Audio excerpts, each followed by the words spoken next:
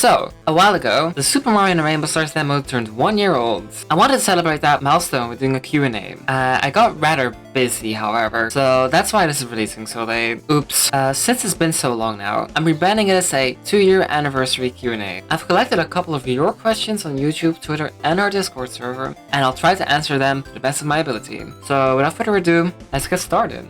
How did the idea for SMATRS originate? And why did you decide to follow through on the project? So, back in like 2017, 2018, I used to make a bunch of concepts for projects in SMBX, which is the engine that Rainbow Stars is made in. And this was one project I just kinda stuck to. Making it centered around Rainbow Stars was an idea kept from my previous released SMBX projects, which had them as a collectible. Will you add a Wiggler character or enemy?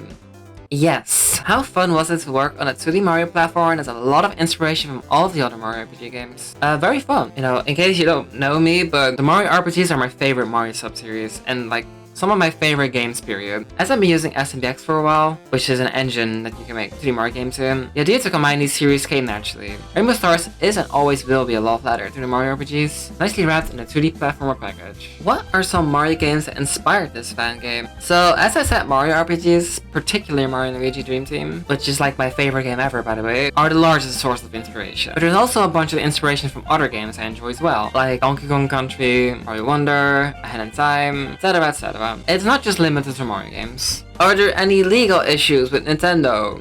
If so, could they stop the game? So here's a good image from the website, Mario Fan Games Galaxy, that explains this quite well. But in summary, Nintendo only really targets fan games that remake existing games, or ones that profit off of them. Rainbow Stars does neither. It's also important to note that this uses SMBX, which has thousands of fan creations that have not been taken down. So in conclusion, nothing really to worry about. Could we get some more info or fun facts about the new Elite Trio? Yeah, sure. Here's some fun facts. Gumbuder is not actually a real pirate. He just likes to pretend he is one. Taboo is really into game shows. Voltom is fairly silent, but he's secretly the nicest member of the trio. Can't really say much else without spoiling plot details. How will you go about releasing this game? Will it be all at once, or chapter by chapter, Deltarune style? So the current plan is to release them chapter by chapter, although the last 2 chapters might get released at the same time together. We're not entirely sure yet, since the game, you know, takes a lot of time to make. Similarly to Deltarune, I'd also consider each chapter basically their own game to develop. With our small team size, it's going to take a while for each chapter to release. When will this get finished? Like, not just chapter 2, but every chapter? I have no idea. If you had to do it all over from scratch, what processes / decisions would you have changed? And what would you have kept the same? That's a great question. So I think it's mainly the level design I would approach differently. For chapter 1, I designed every level myself. This was changed and adapted when we switched engines, but a lot of the same elements were kept. The main thing about the level design I changed is probably giving Starry more things to do. This is something we're approaching differently now with chapter 2's partner, to make them less repetitive, so in turn, this also affects levels. Are all of the wait times for future chapters gonna be similar from chapter 1 to chapter 2? Are mini updates like the one that added badges and multiplayer also gonna be a recurring thing too?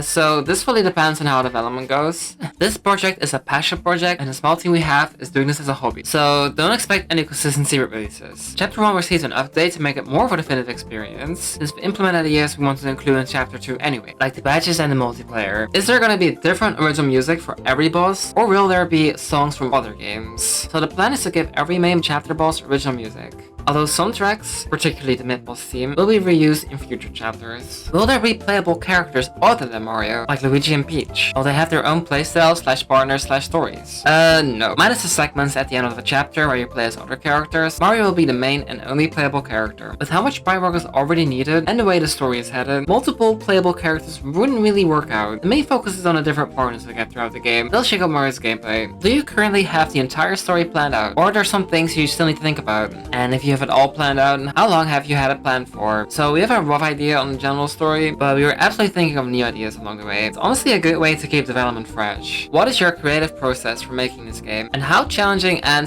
/ or fun has it been to making it? Personally, I love getting inspired by other works, you know, like games. One of the things that motivates me to try new things that otherwise wouldn't. It's about experimenting with new ideas. Some work out and some don't. Since I'm the only person handling the aesthetics of the game, it's always a challenge to make things look good, but very rewarding once I'm satisfied with the end results. Can't really speak on the actual programming part of the game though, as I don't handle that.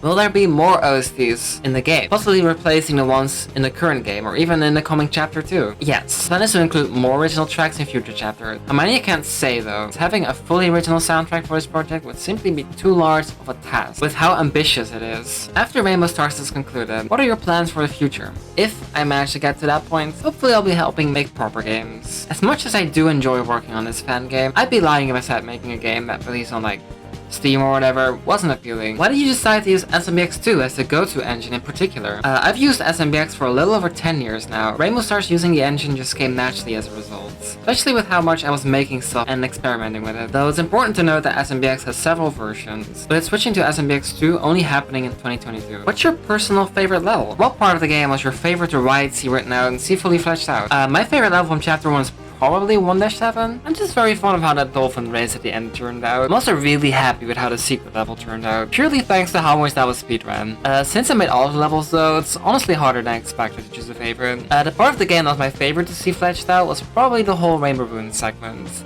Probably the most ambitious part of the chapter. How hard was it to create and properly balance the movement system? You have a lot more options than you do in the original 2D Mario games. Was it hard to balance the platforming and enemies around that? When we were first porting the game to SMX2, we were experimenting with Mario's movements. The dive is a good example of that. Just added purely to see how it feels. It ended up feeling so good, we had to keep it. I had to obviously make some level changes, but it was ultimately worth it in the end. You may have noticed that no level, besides the secret level, forces you to use the dive. Primarily just meant as another tool in your moveset, but I think it greatly improves the fun factor. Did you expect the game to blow up the way it did when it was released? How was your reaction to see tons of others making videos about it? I definitely did not expect it. Honestly, really overwhelming and made me pretty stressed. But now it's been a while since that all settled down, I'm also very much thankful for it. Honestly, like so cool just to see how popular it got. I mean, seeing fan art, speedruns, reviews, even a few YouTubers I grew up watching playing it. Safe to say I'm very eager to release the next chapter. And lastly, how is a game so peak?